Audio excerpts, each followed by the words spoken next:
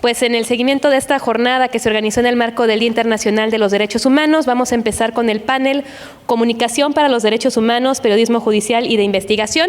En unos minutos se estará integrando con nosotros Erika Mora, pero empezaremos por lo menos con Beatriz Guillén, quien es, la voy a presentar con su pequeña semblanza que me compartió, reportera del periódico El País, cubre temas sociales con especial atención en derechos humanos, justicia, inmigración y violencia contra las mujeres.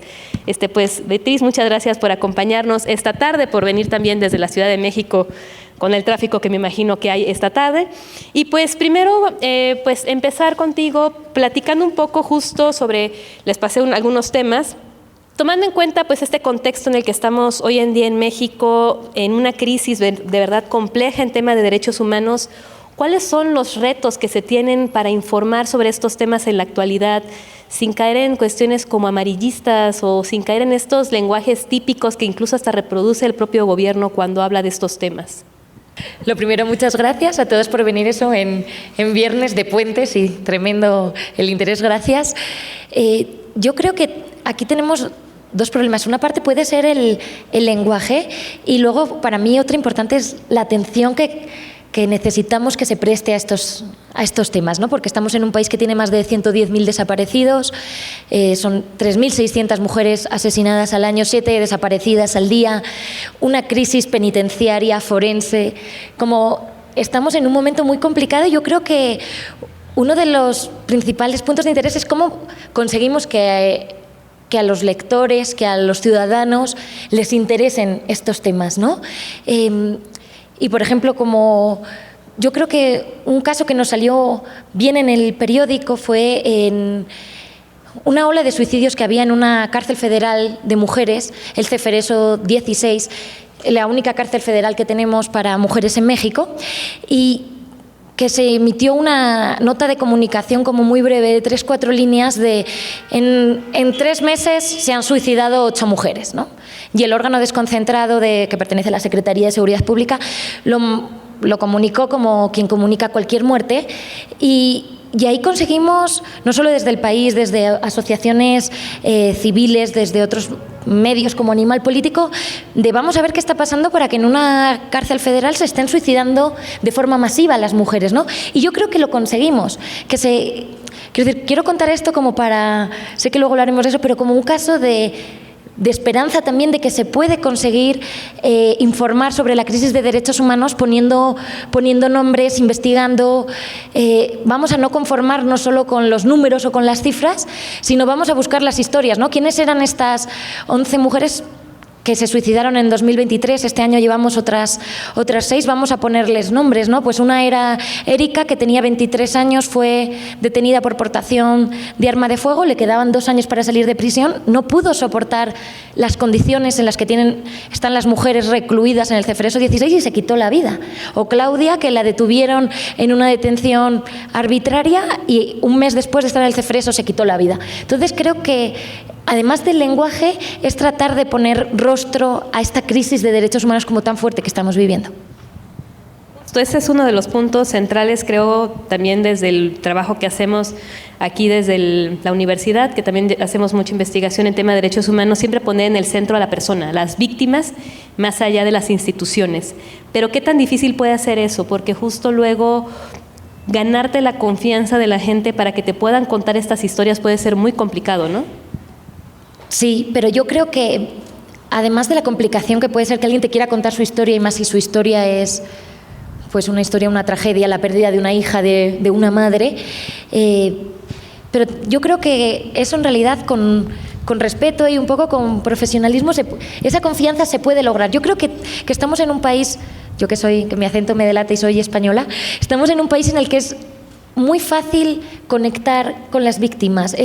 Tenemos a muchas personas deseando contar su historia, porque bueno, en muchos casos sabemos que contar tu historia puede ser casi la única manera de que se haga justicia, ¿no? Tenemos pues por remontarnos a un caso, yo creo que conoceremos aquí todos el caso de Devani Escobar en Nuevo León, ¿no? Que desapareció y había, no sé, 100, 200 policías buscando a Devani porque se hizo muy viral su caso, porque estaba su foto, porque ella pertenecía a una clase media.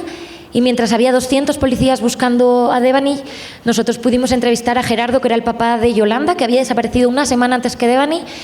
Había 0 policías buscando a Yolanda, era el propio papá quien daba como los afiches de búsqueda de su hija y me decía, pues ojalá y esté con Devani, ¿no? Porque y así cuando la encuentren a Devani encontrarán también a mi hija. Entonces creo que los medios de comunicación también nos hemos convertido en una herramienta de, sí, bueno, no sé si de presión, pero sí de visibilización para obligar, al menos en este caso, a las fiscalías o a hacer su trabajo, o en este caso, por remontarme a lo de la cárcel, a la Secretaría de Seguridad Pública a beneficiar a estas mujeres con una atención pues médica, una atención de poder vincularse con sus familiares porque tienen una llamada cada semana de 10 minutos. O sea, es difícil conseguir esa confianza, pero yo creo que sí compensa hasta ahora. Y justo también, ¿cuáles son los retos justamente para poderle traducir esto a los lectores? Porque también llegan a ser temas, tal vez no decir tan complejos, pero que llega un momento en el que vemos todo el tiempo en las noticias de pronto, que si la violencia en Coahuila, la violencia en Chiapas, la violencia ahora en Querétaro, violencia por todos lados, ¿cómo comunicarle a las personas esto que está pasando? Bueno, esa quizás es la pregunta del millón. A ver, nosotros yo creo que desde nuestra trinchera lo que podemos hacer es no quitar el dedo del renglón, que es un poco lo que se hace también aquí desde la universidad, celebrando como esta jornada de los derechos humanos, ¿no? De vamos a seguir insistiendo, o sea, vamos a seguir cada año siguen aumentando los miles de desaparecidos, se crean más focos rojos de violencia, ¿no? Como uno de los casos recientes, pues puede ser Chiapas o Sinaloa. Ahora, pues yo creo que el mexicano puede llegar a estar muy abrumado por todas las noticias, no todas, al final nosotros contamos que pasa una tragedia y muy pronto pasa otra y se van creando como capas. Y es como, parece que se pierde la atención, que nos cuesta mantenerla, pero al final yo solo puedo decir insistir y hacerlo con mucha empatía, con mucho respeto y como tratar también de contar, de abandonar viejas narrativas también, creo, ¿no? Porque aquí en México pues estuvo durante mucho tiempo toda esta narrativa de estos asesinados o desaparecidos en algo andaría, ¿no? Andaban en malos pasos, pues también nosotros tenemos, creo, esa responsabilidad de tratar de desterrar estas viejas narrativas para que la gente pueda ver que hoy es esta mujer que ha sido detenida de forma arbitraria, pero que no nos queda tan lejos, que su historia no es tan diferente de la nuestra. Y digamos, también algo que fue constante en el gobierno anterior, que ahorita, estamos ahorita en un mes apenas de que empezó la actual administración, pero hubo un discurso muy distorsionado durante la administración de López Obrador, ¿no? O sea, siempre los otros datos y sobre todo en estos temas justamente de la violencia, de los derechos humanos. Por ejemplo, ahorita mencionabas tú el caso de Ayotzinapa, ¿no? Antes de que empezáramos, ¿cuáles han sido ahí, cuál consideras tú que es el papel ahí de los medios? O sea, de los medios y, por ejemplo, ahorita por aquí hay un par de estudiantes de comunicación, ¿cuál podría ser pues sí, qué camino a seguir pueden ahorita tener los jóvenes periodistas en estos temas?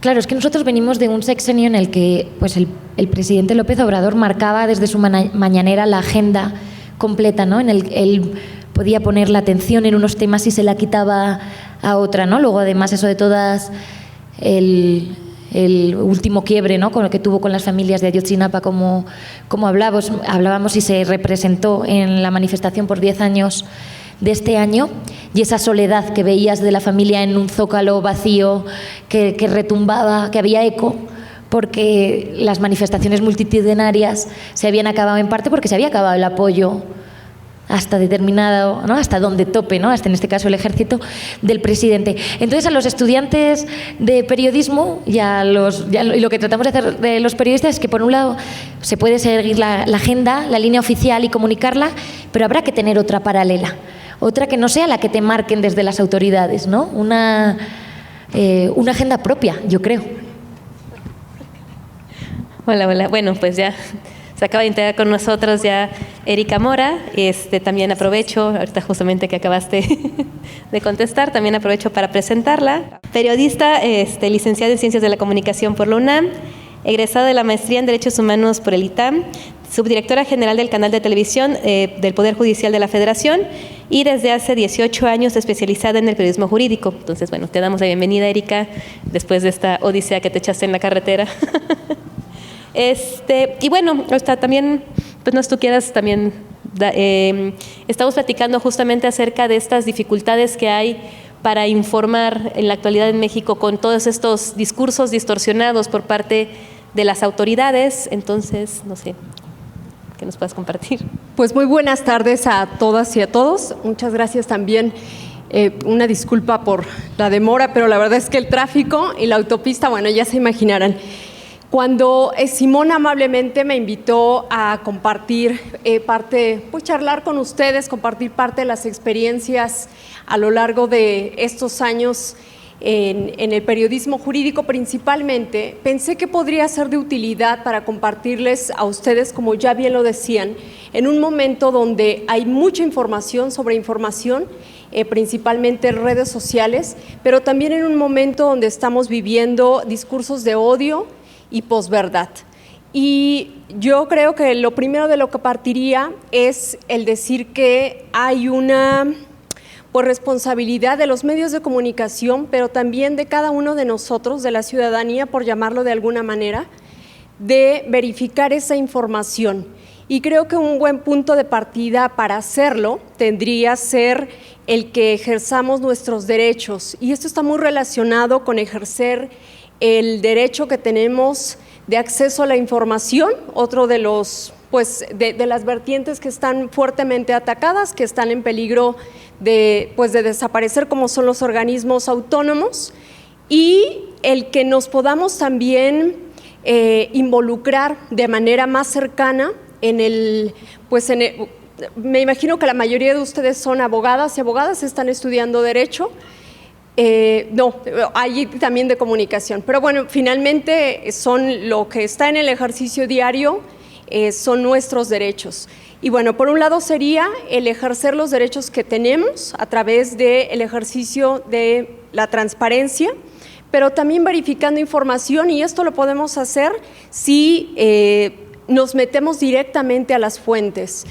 En el caso del periodismo jurídico, la verdad es que yo no soy abogada, y en el momento en el que decidí involucrarme en temas de periodismo jurídico, tuvo que ver mucho cuando identifiqué esta necesidad de que las personas tengan información verificada, directa, confiable, de una buena fuente, y esto ha implicado, sí, ir directamente a los expedientes.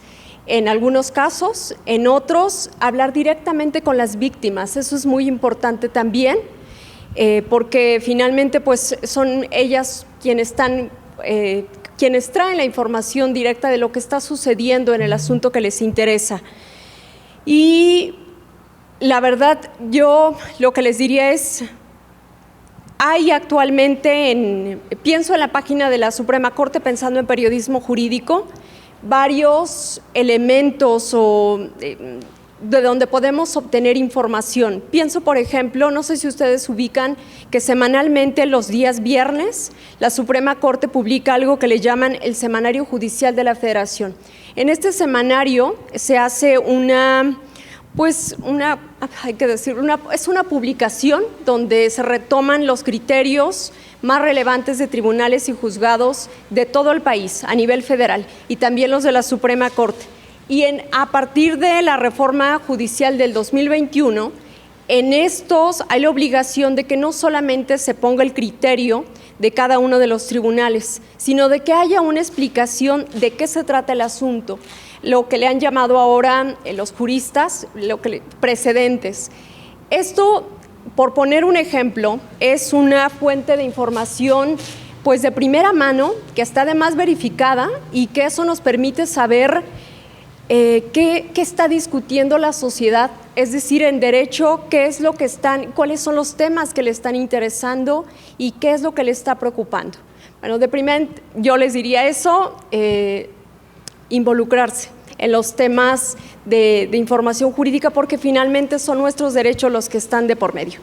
Por ahí dejaría la primera intervención. Bueno, ahí justamente, ahorita mencionaste algo que tal vez me faltó, tal vez preguntarle un poquito también a Beatriz hace unos momentos. ¿Cómo fue que te empezaste a involucrar también con los temas que cubres, ¿no? Sobre todo temas de derechos humanos, violencia contra las mujeres, todo esto? Ya mencionaba también un poquito Erika cómo le entró, pero ¿cómo fue también que entraste tú a esto? Pues yo recuerdo que uno de los primeros temas, de hecho, lo trabajamos con Simón, que está aquí, que es el caso de Daniel García y de Reyes Alpizar, que estuvieron 17 años y medio en prisión preventiva sin una sentencia, y entonces estaban preparando todavía lo que iba a ser su intervención ante la Corte Interamericana de Derechos Humanos. Y entonces tuve la oportunidad de entrevistar en ese caso a los dos, tanto a Daniel como a Reyes, conocer su historia y cómo ellos nos representaban en realidad todo lo que estaba en ese momento funcionando mal en el sistema, ¿no? Estamos hablando desde un punto de vista político, porque ellos fueron acusados del asesinato de una política del ayuntamiento porque era de un grupo político contrario. En el caso de Daniel, desde el punto de vista judicial, cómo los tribunales no respondieron, no estuvieron a la altura. Una fiscalía que detuvo, torturó y obstaculizó la salida de prisión de 2 hombres inocentes, ¿no? Entonces, como un caso podía representar también todos los males que está viviendo un país entero en un nivel que hace que tengamos un 95% de impunidad en los delitos, una corrupción. Entonces fue a raíz de ese caso y que empecé a vincularme un poco más en la parte más jurídica que Erika trabaja especialmente, eso de prisión preventiva oficiosa, sus riesgos, y que ahora además estamos en un momento en el que esta misma semana, contraviniendo la sentencia de la Corte Interamericana de Derechos Humanos, el Congreso, la Cámara de Diputados primero, ha aprobado ampliar esta figura, ¿no?, tan nociva para un país en el que hay miles y miles de inocentes en la cárcel. Eso justo me lleva a una pregunta, ya más o menos te la he preguntado a ti, pero tal vez profundizar justamente con este punto de, insisto, es que el tema de traducir estos temas luego puede ser bien complicado. O sea, cuando yo trabajaba en medios, sabía lo complicado que era explicar qué es un amparo en una nota de 100 palabras, tienes que decir ganaron un amparo, pero qué significa y qué implica todos estos criterios. Y luego también me pasa cuando estoy en clase, aquí tengo un par de alumnos y pues creo que ellos espero que me entiendan, lo difícil que es traducir estos temas, o sea, pasarlos a un lenguaje ciudadano, cuál es la complicación o qué ruta podemos también seguir nosotros para poder, pues sí, darles la información lo más entendible a las personas. Qué importante punto planteas, porque efectivamente hay una línea muy delgada entre el hacer una traducción y una interpretación.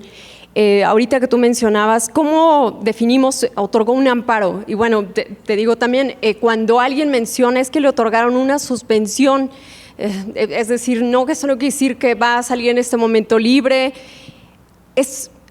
Han sido, sí podría decirlo, lo que impulsó en algún momento el doctor Cosío, el ministro en retiro, una capacitación constante. Y no solo para quienes estamos en medios de comunicación, sino incluso para las áreas de comunicación social, el entender que tenemos que ciudadanizar el lenguaje sin hacer una interpretación, simplemente explicar. Y la verdad que a mí me ha resultado para eso el recurrir a las fuentes directas.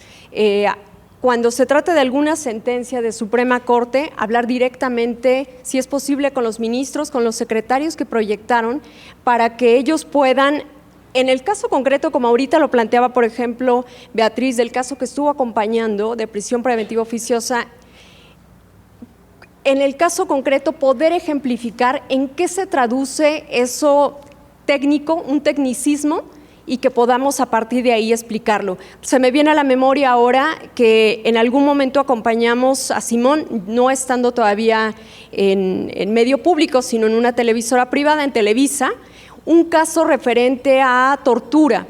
Y fue muy importante el acompañamiento de su defensa, en este caso de Simón, para que él pudiera aclarar de qué estábamos hablando, cuáles eran las implicaciones, en qué se traducía esa tortura y cómo podíamos nosotros lograr ejemplificar esas violaciones a derechos humanos. insisto, siempre es importante, como yo me parto de la idea de hay que verificar la información y para verificarlo a veces se requiere pues las fuentes directas. Sí, pero yo creo, bueno, algo que luego pasa es lo difícil. Pienso, por ejemplo, en los medios, no de la Ciudad de México, pienso, por ejemplo, en el caso local, lo difícil que es que los reporteros, las reporteras se puedan capacitar en estos temas, ¿no? Ese creo que es por ahí uno de los principales obstáculos, porque muchas veces tienes que hacer 5 notas antes de las 3 de la tarde y en qué momento te capacitas, ¿no? Entonces, ahí, ¿cuál sería el consejo que podrían aportar cualquiera de las dos, la que guste ahí? Yo partiría de un principio básico que tiene que ver, entiendo lo que comentas, y sí, es otra realidad. Una realidad es que en la dinámica del día a día, quienes hemos pasado por una redacción sabemos que a veces no hay que entregar solamente una nota informativa, sino 3 o 4 y además un reportaje especial. Y además, alguna de ese reportaje hay que hacerlo en formato multimedia o a veces, el tiempo es lo que está sobre nosotros. Pero no sé si coincida conmigo, Beatriz, es como una regla el respetar la dignidad de las personas. Y en temas que tienen que ver con debido proceso, también su presunción de inocencia. Yo creo que eso sería como principios básicos y también el respeto a los derechos humanos. Eso, yo creo que como sociedad nos hace falta mucho trabajar en hacer conciencia desde las universidades, en nuestras propias comunidades, en el respeto a los derechos humanos, porque de ahí nos daría como un punto de partida entiendo que estamos en un acelere diario, ¿sí? Pero si tomamos en cuenta que si están presentando a alguien como responsable de un delito, siempre concederle al menos la posibilidad de la presunción de inocencia, que es fundamental. Sí, yo añadiría lo que ha dicho Erika, que al final estamos en una profesión terriblemente precarizada, sobre todo si salimos de la Ciudad de México y nos vamos a cómo están trabajando los compañeros en los estados, cobrando, no sé, a cuánto les debe salir la nota, a $5 o $6, o sea, haciendo el cambio.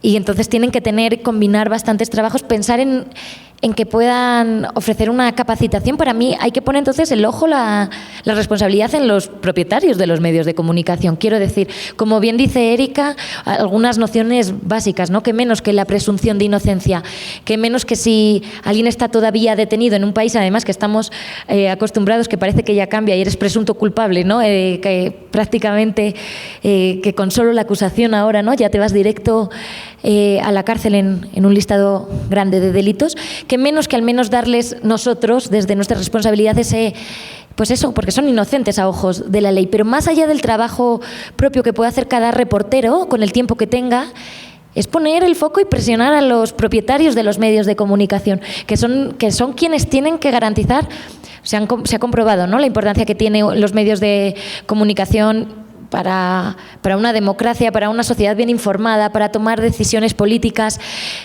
Vamos los ciudadanos, los reporteros, vamos a exigirles que haya una capacitación, además de más tiempo, ¿no?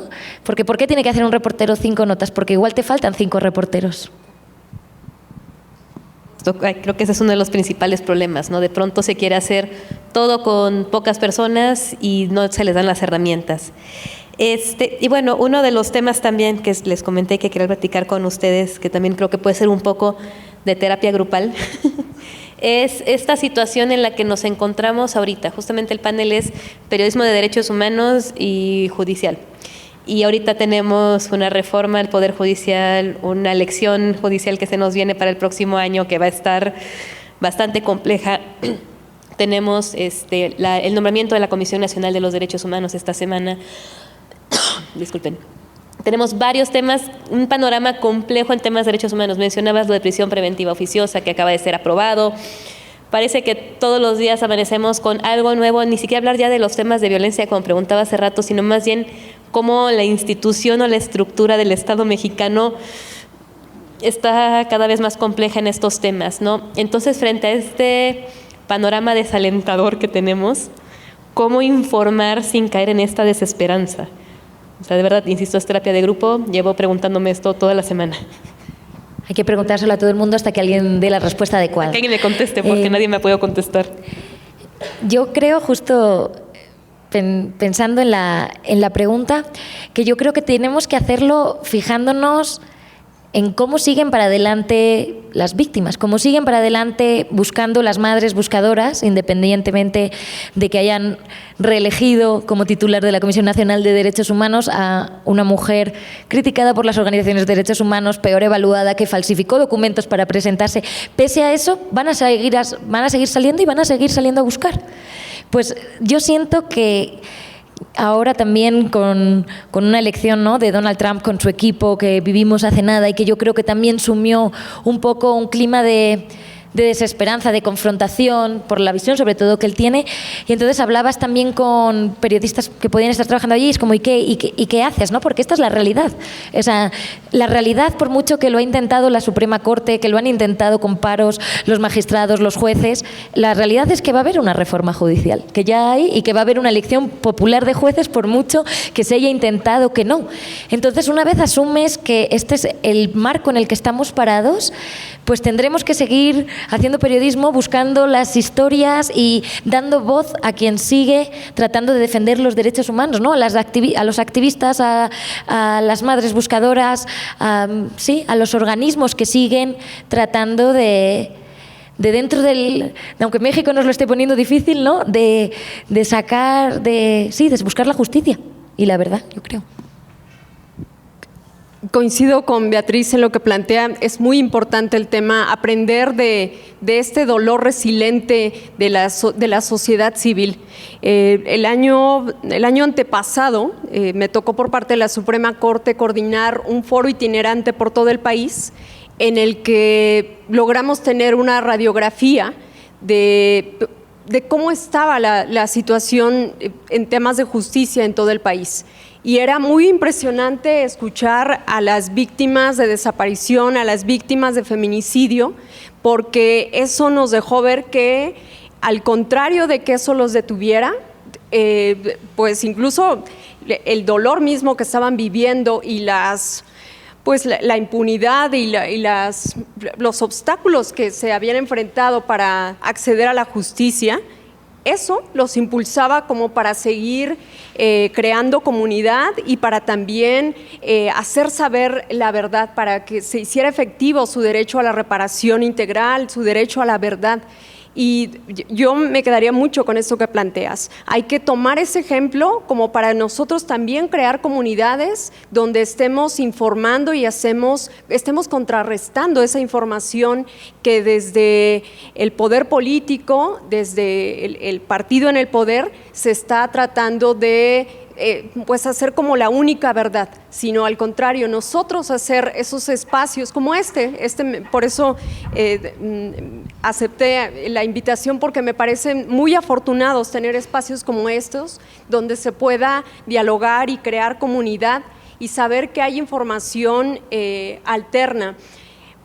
A mí, además del periodismo, me preocupa un poco ahora lo que llaman creadores digitales, porque además eso es, cualquiera de nosotros puede ser un creador digital, cualquiera de nosotros puede asumirse como periodista, incluso ya hay sentencias de la Corte Interamericana, de la propia Suprema Corte, donde dicen que si tú difundes contenido, puedes asumirte como un periodista, y ahora también como creador digital, y el tema con eso es que a veces no hay información verificada.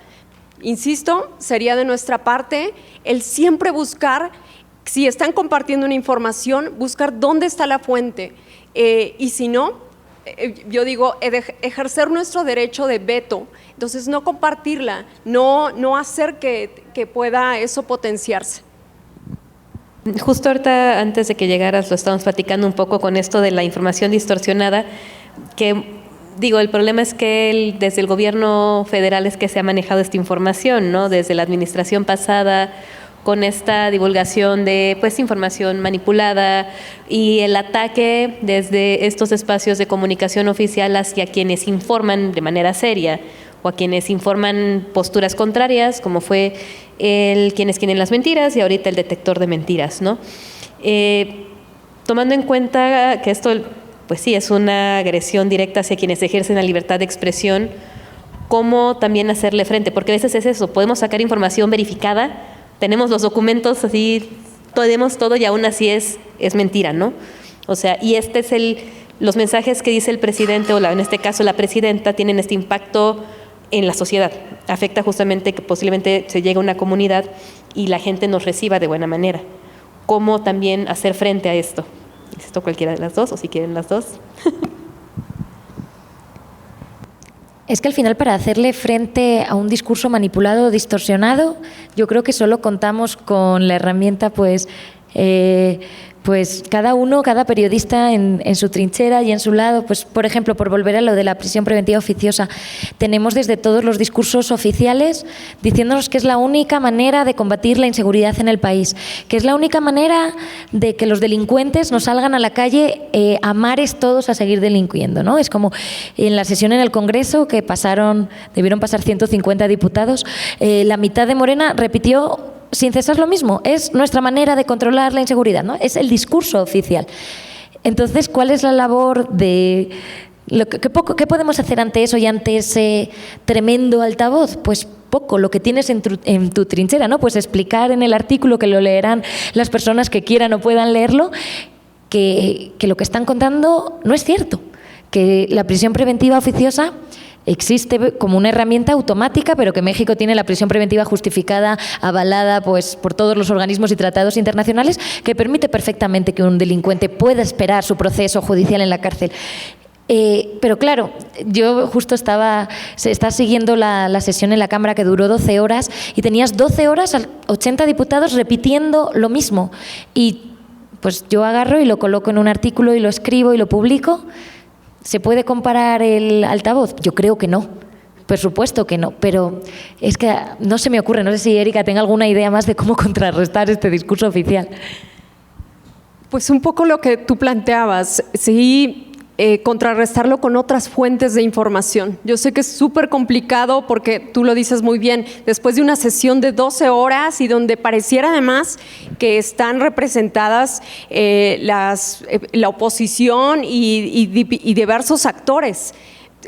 La verdad, yo diría, defendamos también nuestro derecho a poner otra información, a contrarrestar con otras fuentes, incluso a documentos oficiales. Eso es algo que lo que tratamos hacer mucho, al menos pues ahora en Justicia TV, tratar de presentar algún documento que ha dicho la Corte Interamericana sobre prisión preventiva oficiosa, que dicen las estadísticas respecto a si en verdad el aumentar las penas, la penalización, sí reduce el índice delictivo, y la verdad es que no. Los informes muestran que no es así, que entre más haya un tema punitivo, eso no implica en que se reduzcan los índices ni de impunidad, ni de corrupción, y mucho menos de índices delictivos. Y, insisto, es que creo que es el punto central. ¿Cómo se lo traducimos a las personas? O sea, lo pones en el canal, pero muchas veces pensemos en gente muy de a pie, ni siquiera pensar estudiantes, ¿cómo le hacemos que entienda? Sobre todo cuando se maneja en el discurso, por ejemplo, porque es la frase que tengo más grabada, la sociedad votó por la reforma del Poder Judicial y por el plan C en la elección, ¿no? ¿Cómo podemos hacerle llegar estos mensajes de una forma pues más clara a las personas frente a este discurso? Ahí mi apuesta siempre ha sido el contar historias, el que sean las personas quienes puedan presentar su caso, y lo retomo mucho porque es una práctica que hacen mucho los abogados, las abogadas, y que han retomado en la Suprema Corte Mexicana, el tratar de socializar el derecho a partir de casos, de expedientes, porque al final son historias de vida, y yo la verdad es que le apuesto a eso, a que no hay nada más poderoso que una historia bien contada. No hay nada que nos permite conectar tanto con la persona que no ha tenido ninguna instrucción académica, o sí, que ha tenido, pero eso permite abrir ese diálogo, el saber que Ahora, como puede haber una violación a sus derechos humanos, puede haber también una para nosotros, con temas de pensión alimenticia, con temas de, ya lo decía Beatriz, con temas de violación de prisión preventiva, oficiosa. Para mí siempre la apuesta será historias, porque esas historias, comentaba hace un par de días con una colega de la Deutsche Welle, y ella me decía que lo que le están apostando justamente es a las historias, porque eso da pie a contar todo el contexto, y sustentado, por supuesto, también con informes, con documentos, no solamente el puro caso. Sí, yo creo, pues si a cualquier persona le dices que ha habido 2 hombres torturados 17 años en la cárcel sin sentencia que eran inocentes, se indigna, ¿no? Independientemente de que le pueda parecer que él está de acuerdo con lo que propone López Obrador, ahora Claudia Sheinbaum, y su reforma judicial, ¿no? Entonces sí, son las historias, pero yo ahí soy más pesimista. Siento que la máquina, que al final una persona tiene un tiempo muy limitado para informarse, y no, porque no lo puede dedicar, no son como los periodistas que estamos todo el día o escuchando la radio o viendo la televisión o en los periódicos, se informa por redes. Pues ahí siento que igual también tenemos una responsabilidad los medios de comunicación de tratar de hacer una comunicación más efectiva. No sé, de donde, si la gente está utilizando, como sabemos, ¿no? Por ejemplo, igual Facebook para informarse, pues tratar de trasladar nuestros mensajes ahí de una forma más potente. Quizás ese es uno de nuestros retos que no hemos sabido comunicar, ¿no? Porque tampoco se trata solo de, siento yo, de oponernos a la narrativa oficial por oponernos, ¿no? Sino de poder poner un espíritu crítico, cuáles son los riesgos de la reforma judicial. Hablabas con los jueces y ellos mismos sentían que no habían conseguido trasladar lo que verdaderamente suponía, porque quizás no habían conseguido trasladar su propio trabajo, ¿no? O sea, el trabajo que hace Erika en Justicia TV o en Transparencia, la Suprema Corte, es mucho y para mí tiene unos estándares altísimos, pero quizás estamos hablando con una persona que llega después de trabajar 10 horas y 3 de transporte y no tiene la fuerza para meterse en la web de la Suprema Corte a mirar las transcripciones, ¿no? Entonces siento que ahí quizás los medios tenemos un reto que en los próximos años yo siento que va a ser cada vez más importante, porque estamos, y más, voy a volver a hablar de Trump, ¿no? De la desinformación que nos va a llegar del otro lado, que es muy profunda también, ¿no? O sea, creo o cómo sabemos cómo los discursos de ultraderecha encuentran el apoyo en los propietarios de las redes sociales, como sabemos, ¿no? De Elon Musk en X, ¿no? O que ahora todo el mundo estamos tratando de ver dónde más podemos hablar de estos temas. Pues vamos a tener que buscar unas estrategias, yo siento, porque creo que hasta ahora, de alguna manera, aunque estamos en desigualdad de condiciones, lo que decimos, no tenemos una mañanera de 2 horas cada día, pero vamos a tener que aprender a encontrar otra ruta, otro camino. Justo ahorita que mencionas lo de las redes sociales, creo que ese es uno de los principales retos, ¿no?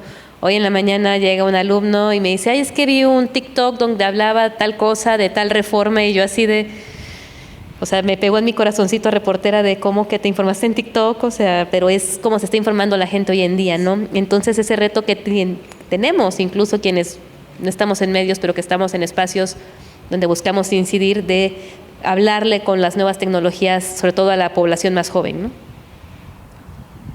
Sí, lo que pasa es que luego estamos, igual necesitamos compañeros más jóvenes que sepan cómo, porque yo soy como mi madre con Instagram, que ella lo mira pero es incapaz de subir una publicación quizás, o necesita mi ayuda. Yo soy igual con TikTok, ¿no? Lo veo a los jóvenes haciendo cosas y me parecen las transiciones, me parecen alucinantes, pero sería incapaz de hacer una, ¿no? Entonces, pues quizás igual además de capacitación jurídica, los periodistas vamos a necesitar una capacitación en redes sociales modernos, ¿no? Para acercarnos a, como decimos ahora, estos jóvenes, sí, totalmente, que están ahí, es que están ahí.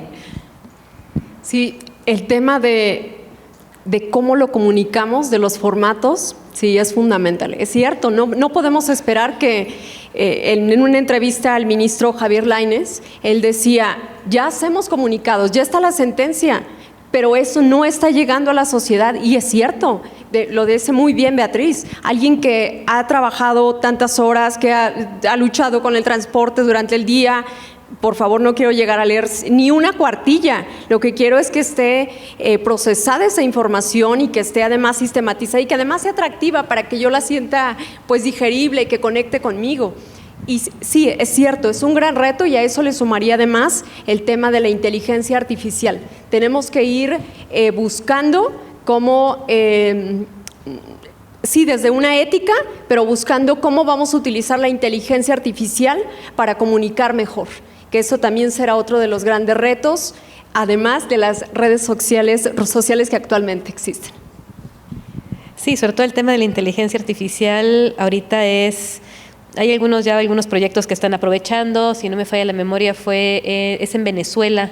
Ahorita en el marco del proceso electoral hubo un colectivo de periodistas que sacaron una cuenta que eran publicaciones en redes sociales con periodistas hechos con inteligencia artificial para proteger la identidad de los reporteros justamente en el contexto de violencia que hay en Venezuela, ¿no? Entonces sí hay unas formas de aprovecharla, pero todavía como que hay el miedo a la inteligencia artificial. Pero sí es importante hacerlo. En la Suprema Corte se acaba de lanzar un proyecto que se llama Sor Juana, lo lideró la ponencia de la ministra Margarita Ríos Farjat, y en ese proyecto es muy interesante porque es el primero que tenemos de inteligencia artificial, sí, el primero que está como consolidado. En este proyecto lo que permite es que tú puedas dialogar con la sentencia y preguntarle, dime en un lenguaje de niños o en forma de cuento, cuál es lo relevante de esta sentencia, cuáles son los derechos que se están protegiendo, y a través pues de este sistema de inteligencia artificial tienes una narrativa mucho más digerible y entendible. Entonces, eso es un muy buen ejercicio. Hay otro también de la Suprema Corte que se llama, donde se utiliza el chat GPT para buscar las jurisprudencias. Entonces, tú le puedes decir, estoy haciendo un ensayo que tiene que ver con derecho a la salud o algún tema en el que se les venga a la mente. Y les da como los criterios más relevantes de la Suprema Corte para hacer esa búsqueda. Son algunos ejercicios que se están haciendo desde Suprema Corte. Yo sí creo que desde el área de periodismo todavía no hay más bien lo que se ha utilizado es en imágenes, en audio, pero yo creo que podemos sacarle provecho con el respeto de derechos humanos, con tema de derecho a la privacidad de datos, que eso va a ser también fundamental, va aparejado con el uso de la inteligencia artificial. Hace poco justo conocí en un taller del CLIP, que es el Consorcio Latinoamericano para Periodismo también de Investigación, y cómo esa era una de sus preguntas, ¿no? Todos sabemos los riesgos que nos puede llevar la desinformación, a las que nos puede llevar la inteligencia artificial. Vamos a tratar de darle una vuelta, ¿no? ¿Cómo podemos utilizarla a nuestro favor? Y justo crearon un sistema en el que puedes meter miles y miles y miles de documentos que normalmente tardarían, como un equipo de periodistas tardaría meses en analizar. Se los puedes meter a la inteligencia artificial y ahí le podías preguntar cosas. Ellos nos pusieron el ejemplo con el caso de Odebrecht, ¿no? Que es además de toda Latinoamérica, hay miles y miles de folios de sentencias. Le podías preguntar que te hiciera un resumen de todas estas personas, quiénes han sido perseguidas, quiénes han llegado a un proceso judicial, y te hacía en un minuto, te leía los miles de folios y te hacía un resumen. Claro, estábamos todos en el taller alucinados de esto cuando lo sacáis públicamente. Dicen, claro, es que el problema, la inteligencia artificial, como todos los problemas se entrecruzan. Yo siento, gasta una energía tremenda, requiere de un servidor potentísimo en un momento que estamos en una crisis climática, no es que es todo como al final. Entonces lo estamos utilizando todavía con prudencia, pero ya se ha conseguido. Ellos contaban, los periodistas que habían investigado el caso de Odebrecht, y dicen, no, estuvimos un equipo de 10 periodistas 6 meses y ahora esta maquinita nos lo ha hecho en 35 segundos. Sí, o sea, yo siento que cuando se usa de buena manera, la inteligencia artificial nos puede solucionar muchas cosas. Sin embargo, insisto, creo que todavía existe un poco el miedo al algoritmo y a todo esto, y sobre todo lo que mencionabas, ¿no? El tema de la privacidad de los datos, como también puede ponerse ahí un poco en riesgo. Y bueno, también un poquito revisando el contexto actual, ahorita que hablaban del tema de los documentos y mencionaste Odebrecht, y obviamente mi cabeza se fue directamente al tema de pues, lo que está pasando con el INAI. Se nos van varios, posiblemente, organismos autónomos, estos organismos que también son pues, fundamentales para la labor del periodismo.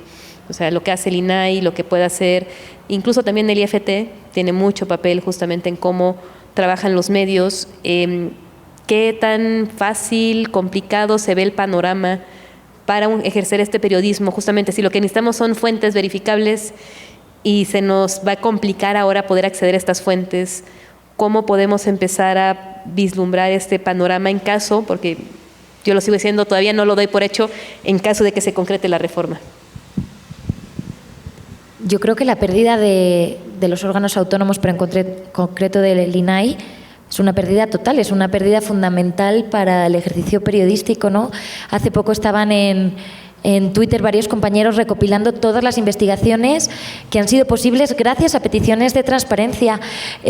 ¿Cómo se ha podido, bueno, antes de que López Obrador también, ¿no?, pusiera distintas informaciones para seguridad nacional, pero cómo esa era la herramienta para saber costos, implicaciones, riesgo? O sea, no sé si vamos a depender de que haya como las filtraciones de los hackactivistas, ¿no?, como las guacamaya, ¿no?, que consiguen acceder a los correos de la Sedena, y esa es la única manera de saber, por ejemplo, todos los casos de abusos sexuales y acoso sexual dentro del ejército que el ejército tenía reportados y no había informado, ¿no? Digo, pongo el ejemplo del ejército porque ellos, ya hasta donde tengo entendido, ya por el INAI tampoco es que facilitaran mucho la labor, ¿no?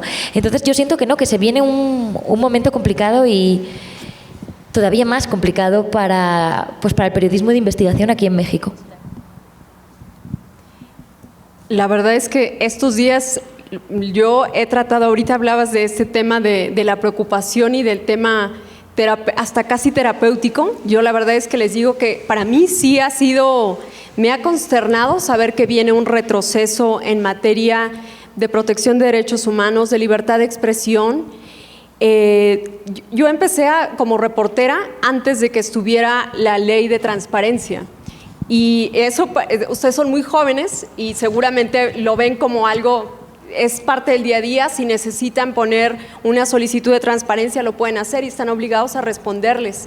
Pero a mí me tocó que no existiera la posibilidad de hacerlo, y la verdad es que hacer un periodismo de investigación es mucho más complicado.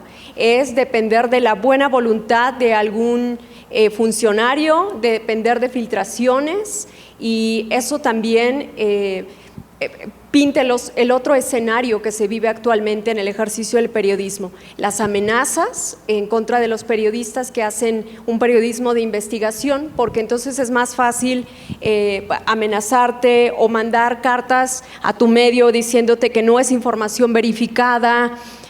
La verdad es que para mí sí han sido estos días un poco, pues, de tratar de decir, ¿y ahora cómo nos reinventamos? ¿Cuáles son los recursos que vamos a tener para seguir con esta idea firme de seguir haciendo un periodismo de denuncia, pero también de difusión de derechos, que ha sido parte de lo que a mí me ha interesado como muchísimo?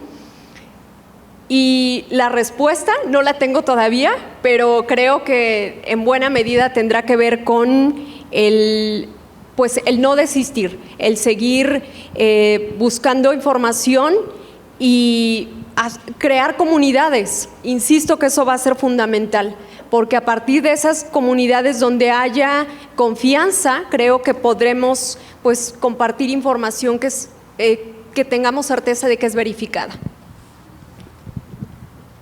Sí, esta parte de crear comunidad fue incluso cuando empezó todo ese tema de la discusión. No creo si eso lo comenté en la clase o donde lo comenté, creo que en cada espacio donde puedo hablo del tema del INAI, entonces ya no sé si fue con mi mamá incluso. Cómo finalmente la ley surgió de la ciudadanía. O sea, la ley de transparencia surgió porque se armó el Grupo Oaxaca. Entonces, si ahorita nos quitan al INAI, pues ni modos, nos toca otra vez organizarnos, crear estas comunidades, ¿no? Sí, tú lo dices bastante bien. Eso es la clave, crear los espacios. Y la verdad yo veo mucho, ahora que fue lo de la reforma judicial, celebré muchísimo la actitud que tuvieron los jóvenes de diferentes universidades para poder hacer posicionamiento respecto a lo que implicaba, no solo estudiantes de Derecho, lo que implicaba la reforma judicial en el ejercicio de sus derechos, y fueron organizados ellos mismos. Yo creo que así nos tocará también de nuestra parte buscar esos espacios para ir permeando y no desistir, porque la resistencia será lo más importante en los próximos años. Sí, yo creo que ya lo habéis dicho las dos, ¿no? Y ese es para tus mensajes de esperanza, lo de el Grupo Oaxaca es uno de ellos. Bueno, y también ya como para empezar a abrir ahorita el espacio a las personas que nos acompañan, pues también preguntarles cuál sería el mensaje, ¿no? ¿Qué mensaje ustedes viendo pues todo lo que hemos platicado en este rato? ¿Cómo vemos el futuro? ¿Cómo podemos llegar al futuro y hacerle frente a todo esto? No sé, que es un poco tal vez la pregunta un poco repetida, pero ¿cuál podría ser sintetizar en 3 palabras justamente qué es lo que podemos hacer, incluso no nosotros como medios? ¿Qué podemos hacer como sociedad? ¿Qué pueden hacer las personas lectoras, las personas estudiantes, las personas académicas? ¿Qué podemos hacer sociedad para hacer frente a todo esto que hemos platicado? Yo creo que la clave va a estar en esta ida y vuelta de informar mejor y buscar mejor información. Yo creo que ese es el resumen. Eso es lo que tenemos, ese es el reto que se nos viene. Por un lado, informar mejor, y por otro lado, como receptor de información, buscar una información, como decía Erika, a las fuentes primarias o a alguien que crear también desde los periódicos, medios de comunicación, desde los periodistas, una confiabilidad también, ¿no? Yo creo que para el tiempo que se viene puede ir por ahí.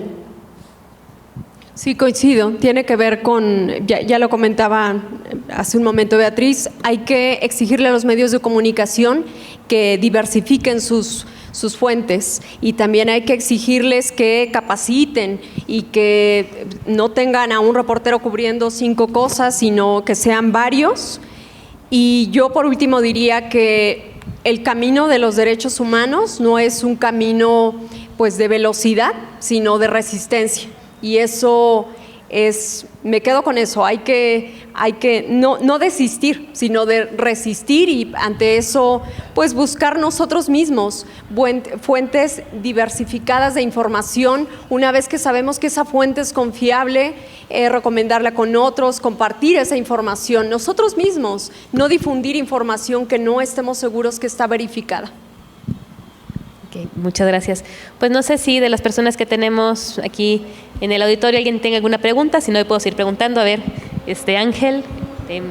Hola, ¿qué tal? Mucho gusto. Mi nombre es Ángel, estudiante de comunicación. Mi pregunta va en torno a esto que mencionan sobre la confiabilidad en los medios. En un país donde estamos polarizados y donde hay una diversidad enorme de información, ¿cómo es que se crea esta confiabilidad a partir de los medios?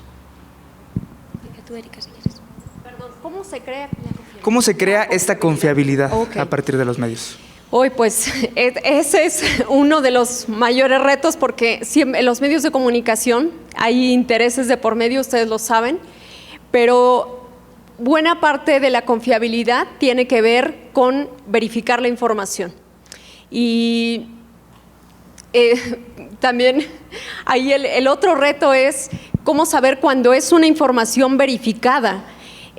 La verdad, yo en esos casos recurro mucho a saber si están citando una fuente, si están contrarrestando, si me están planteando una postura, tiene la postura contraria. Eso al menos a mí me va creando, ok, sé que aquí en este medio al menos voy a encontrar las 2 posiciones que se están contraviniendo, que se están contraponiendo. Al menos a mí personalmente eso me funciona. Yo creo que también un truco, aunque sea un poco más costoso, puede ser, al principio, si te quieres informar de un tema que no conoces mucho, puede ser leer varios medios, ¿no? Leer varios de corrientes distintas, que responder a intereses distintos. Idealmente puedes se puede tratar de buscar desde una fuente primaria, pero sí, puedes tratar de recibir como varias perspectivas, interpretaciones, y a partir de ahí ir creando tu propio criterio, ¿no? Digo, en el caso que sea de un tema que no conoces, igual si es un tema del que ya estás muy familiarizado, pues lo identificas fácil, ¿no? Y una vez encuentras ya quizás un medio que parece que a ti te resulta confiable, porque claro, yo te puedo decir, ¿no? Justicia TV y El País léenos, o sea, escúchanos, somos nosotros.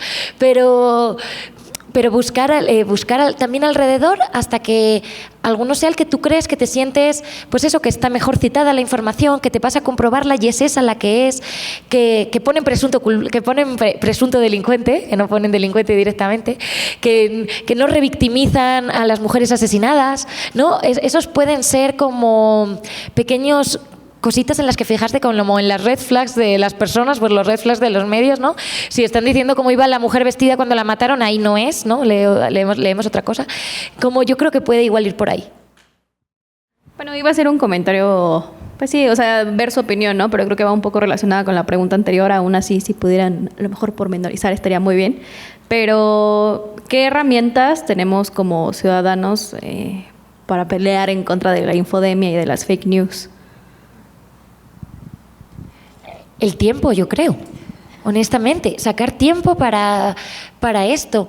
Eso, porque salió, si no estoy yo mal, ayer en una revista científica en Nature, como habían encontrado cómo en Twitter todos estos años se ha estado conscientemente el algoritmo favoreciendo los discursos más conservadores, más de ultraderecha, cómo se crean esta especie de campos de burbuja donde parece que todo el mundo está pensando así, ¿no?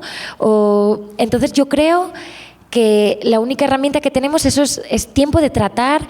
Eso puede ser, por un lado, primero tratar de buscar varias fuentes o de ir a la fuente primaria, porque es que de otra manera... Y además puede que sea solo como una primera investigación, ¿no? Porque en el momento que igual encuentras una serie de medios o de periodistas de los que ves que no te han fallado hasta ahora, igual ya la siguiente vez no tienes que hacer toda la investigación, ¿no? Te puedes ir directamente con eso, para no estar gastando 3 horas de tu día en investigar cómo informarte. Y yo creo eso de verdad que hacia el mundo en el que vamos va a ser muy relevante. Hace nada tuvimos en Valencia, en España, estas tremendas inundaciones que dejaron más de 200 muertos. Y una de las claves que tuvieron que hacer los periodistas fue contrarrestar todos los bulos. O sea, se tuvo que dedicar recursos de informar a contrarrestar los bulos que otras personas habían creado, que se habían creado en redes sociales, algunos por creadores digitales y otros por los medios de comunicación de siempre. O sea, no hace falta que sea solo creador digital, ¿no?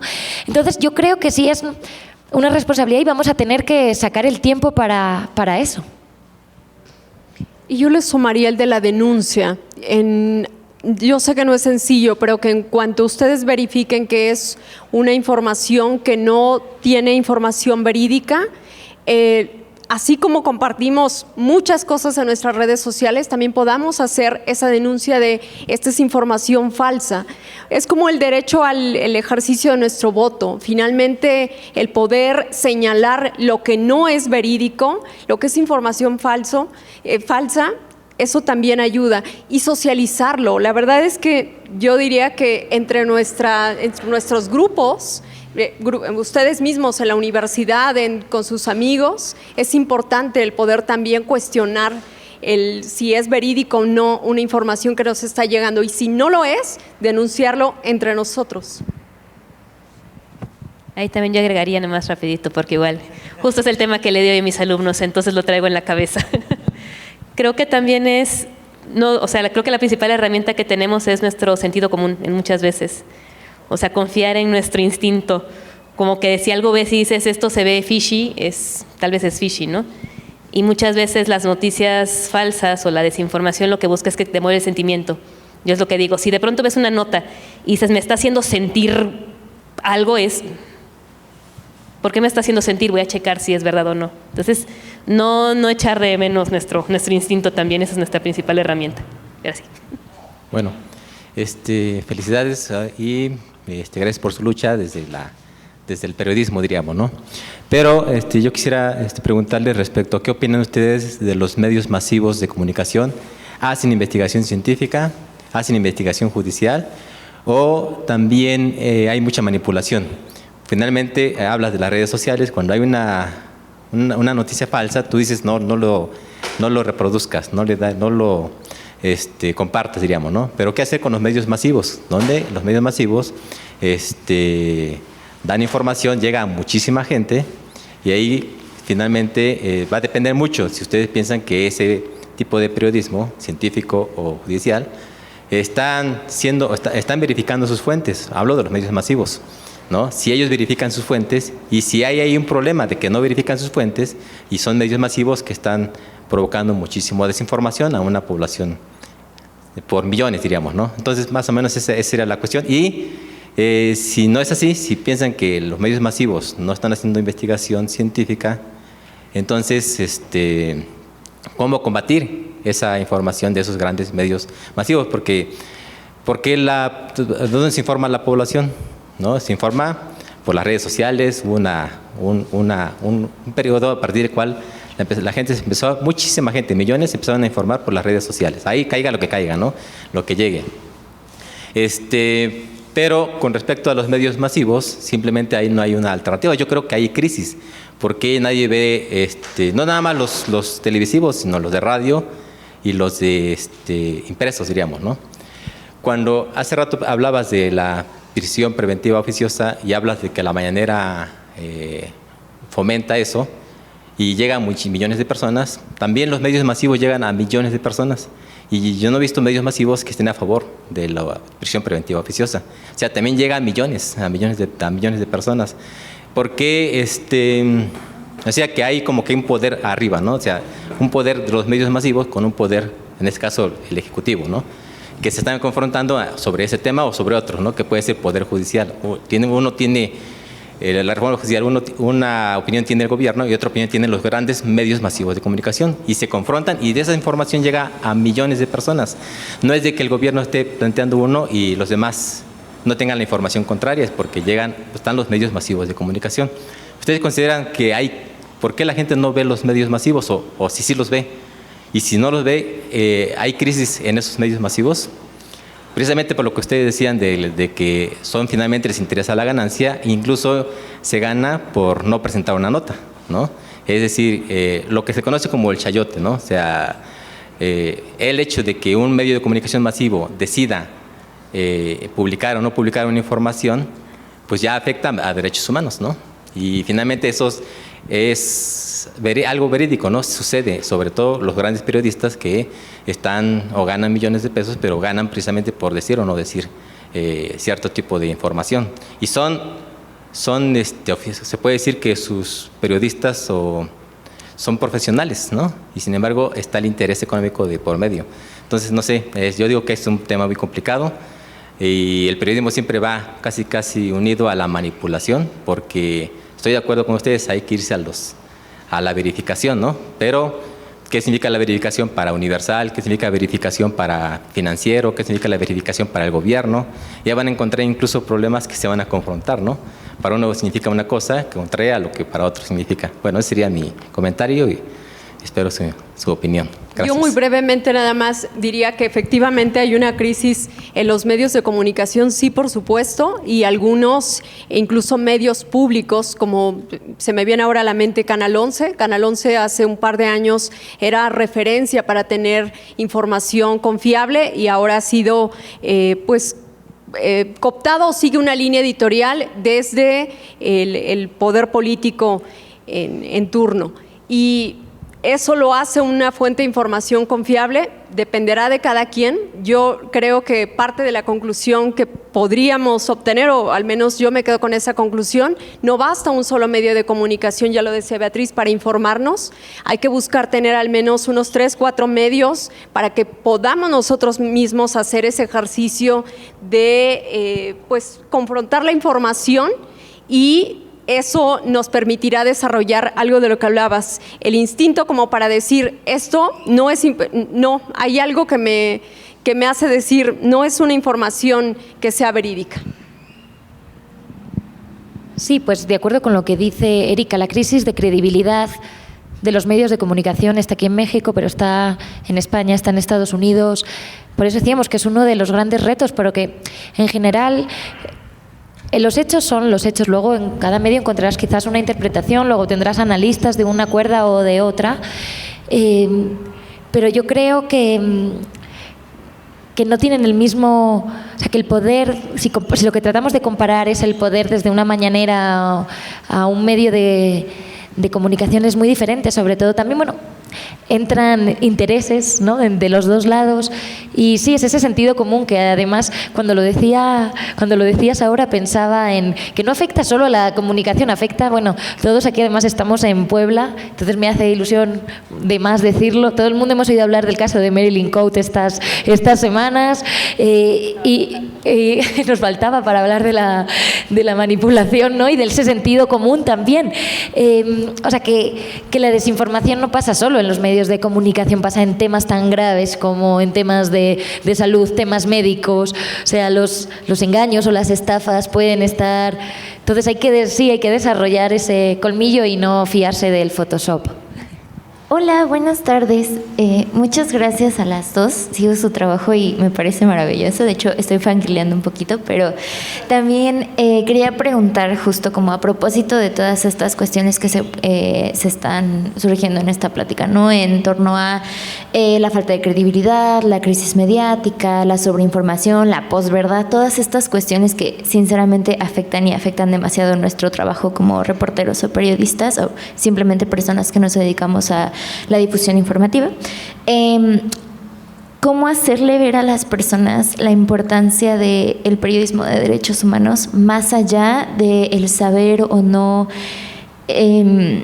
cómo fue más allá del morbo que pueden llegar a provocar este tipo de noticias, ¿no? Porque claramente existió un morbo muy grande, por ejemplo, justo con el caso de los suicidios de mujeres, ¿no? En Los Cerezos. La verdad es que cuando yo me enteré, pues justo fue de una manera pues bastante trágica, ¿no? Con un hilo de Twitter que describía innecesariamente muchas cosas, o en los casos de feminicidios, casos de abusos infantiles, de casos como de violencia sexual, todo este tipo de casos que finalmente son importantes de ver, pero creo que por una parte está ya el rechazo de las personas como a sobreexponerse a ese tipo de cosas, pero por otro también está como el morbo en el que suelen caer, luego hasta la filtración de información o contenido delicado sobre esos casos. Entonces, ¿cómo trasladar el periodismo de derechos humanos a otro punto que tal vez ya no roce en un hilo de Twitter con datos innecesarios, ¿no? O en un en un video de TikTok o cosas como de ese estilo? Esa sería como mi pregunta. Muchas gracias. Yo creo que sí se puede, porque igual soy demasiado optimista, pero creo que la gente en realidad tiene un interés, tiene una necesidad de empatía. Entonces, cuando tú presentas, como lo que decíamos antes, una historia con nombres y apellidos y la sacas de los números, ¿no? La sacas de alguien que podría ser, si hablamos de feminicidios, ¿no? Tu amiga, tu madre, tu hermana, tratarlo como un respeto y un profesionalismo. Yo sí creo que el lector lo agradece. Igual te aproximas a la historia por el morbo, ¿no? Pienso, por ejemplo, en un feminicidio que hubo hace poco en Ciudad de México, que asesinaron a dos chicas muy jóvenes venezolanas en Topilejo, y un número de comunicación, de noticias o en Twitter es que eran prostitutas, ¿no? Es que se dedicaban al trabajo sexual, ¿no? Y entonces, pues, ¿y qué? ¿No? O sea, eso es la primera pregunta, pues ¿y qué? Y como se dedicaban al trabajo sexual, pueden ser golpeadas y quemadas en un paraje que nos da igual, ¿no? Y yo creo que igual te puedes llegar a aproximar, pongamos algunas personas por el morbo, y darles una información de calidad, ¿no? Poder contarles que estas dos chicas eran víctimas de una red de trata sexual desde Venezuela, que habían pasado por Colombia, Perú, Chile, Ecuador, prostituidas, teniendo 15, 16, 17 años, que habían llegado aquí hacía poquísimo, que igual lo que les había pasado es que habían tratado de escaparse de esa red de explotación y que por eso las habían matado, ¿no? Y entonces, con eso, ¿cómo podemos contar que eso igual supone la entrada de un nuevo grupo del narcotráfico, como es, un crimen organizado, que es el Tren de Aragua y su red de trata sexual en México, ¿no? Como ese caso. Entonces, que igual poder aprovechar a nuestro favor ese morbo, ¿no? De, pues es que mataron a dos prostitutas, a nuestro favor, para que el lector se encuentre una información de calidad, bien contextualizada, y que le aporte igual más de lo que se esperaba. Igual te esperabas encontrar cómo iban vestidas, llevaban minifalda o escote, y lo que te encuentras es que ha entrado otro grupo de narcotráfico en México. No sé, propongo. Sí, coincido con lo que plantea Beatriz. Hay que, no sé si la palabra adecuada es utilizar ese morbo, pero al menos vamos a llamarle curiosidad de que pueda desatar. Ahora en Justicia TV estamos trabajando un documental de una niña que perdió, una niña menor de edad, que perdió los dedos trabajando en una fábrica donde procesan cartón. Y eso fue impactante. Decidimos que no vamos a mostrar su mano, pero que sí queremos contar su historia, porque lo que hay detrás es trabajo infantil, porque lo que hay detrás es explotación, por lo que hay detrás es instituciones que se están coaludiendo con el patrón como para no pagarle ninguna indemnización. En fin, sí hay que utilizar al menos pues destellos de creatividad, quiero plantearlo así, como para atraer a la atención y presentarles algo que respete dignidad y derechos humanos. Eso sería como lo esencial. Muy rápido, muchas gracias a las tres. Me ha parecido muy interesante, muy profundo y muy pertinente. Una pregunta pues como estructural. ¿Cómo generar condiciones en un país como México, que es uno de los más violentos para ejercer periodismo, y que las y los periodistas que están en terreno pues realmente puedan hacer este oficio tan relevante sin tener miedo desde la seguridad social, en fin, no muchas condiciones que creo que atienden a problemas de estructura?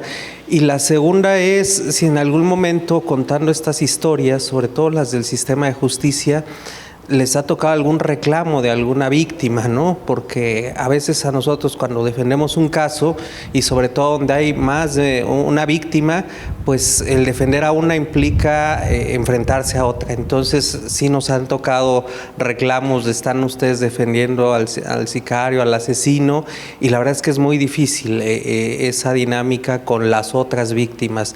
¿Cómo en los medios se puede hacer un tratamiento, un equilibrio para no dejar invisible a nadie, pero tampoco lastimar a nadie en ese camino de contar una historia? ¿Se puede?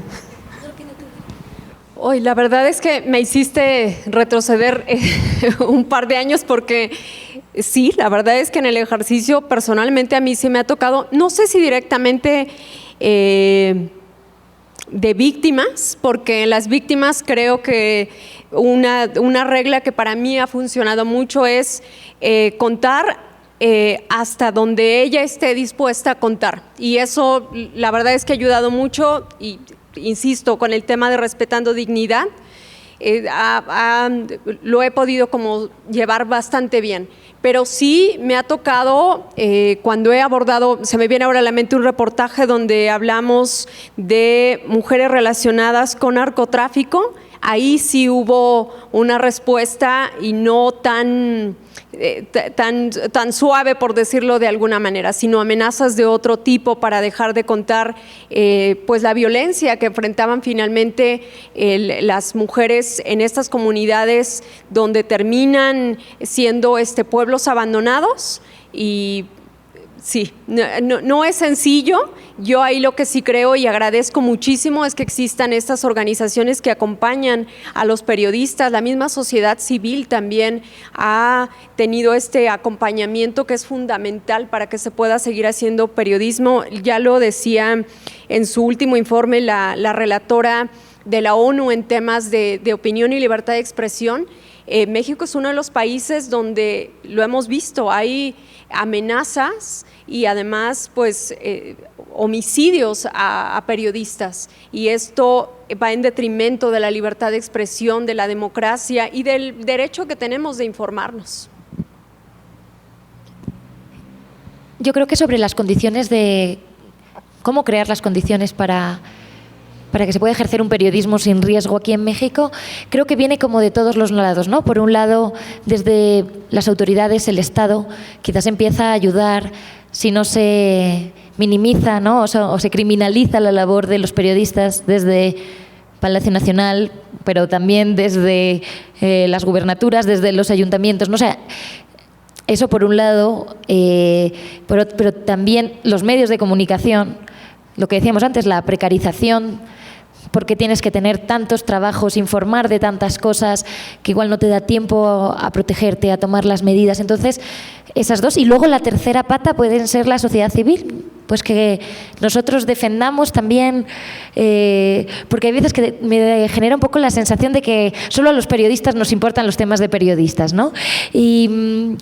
Y hace poco en un posgrado, hablando con los de Artículo 19, que hacen una gran labor, es como, está bien que nosotros sigamos hablando de nosotros, y bueno, es que a veces somos los únicos, ¿no?, que seguimos recordando. Entonces, tratar de conseguir que la sociedad, que eso se vincula con la crisis de credibilidad, ¿no?, pero que la sociedad sienta que también es prioritario defender su derecho a la información.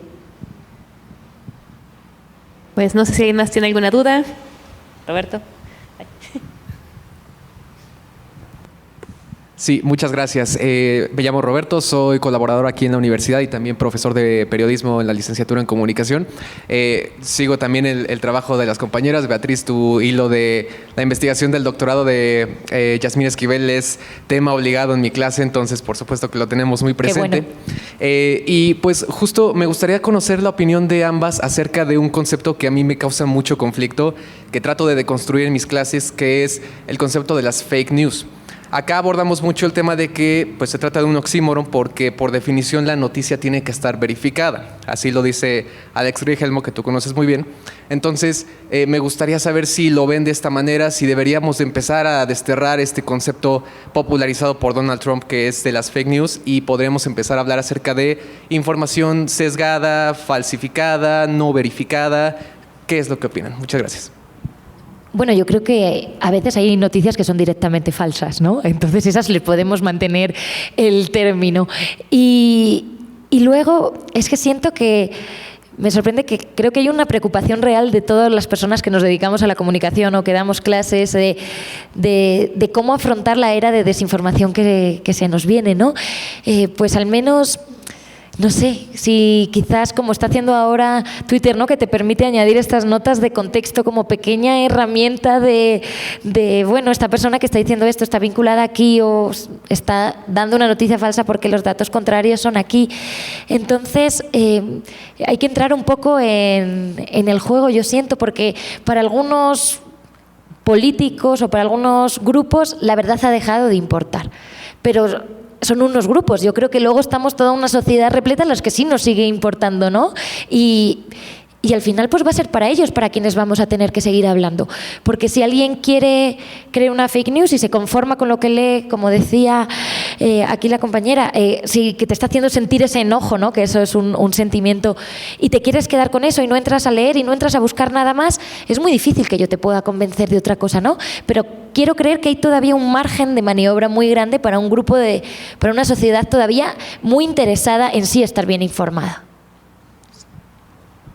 Yo coincido con lo que dice Beatriz, solamente diría, hay que llamar las cosas como son. Si es información falsa, hay que decirlo tal cual, sin tener como esta pues cortesía de suavizarlo, tal cual, para que contrastar, es la mejor manera de hacerlo.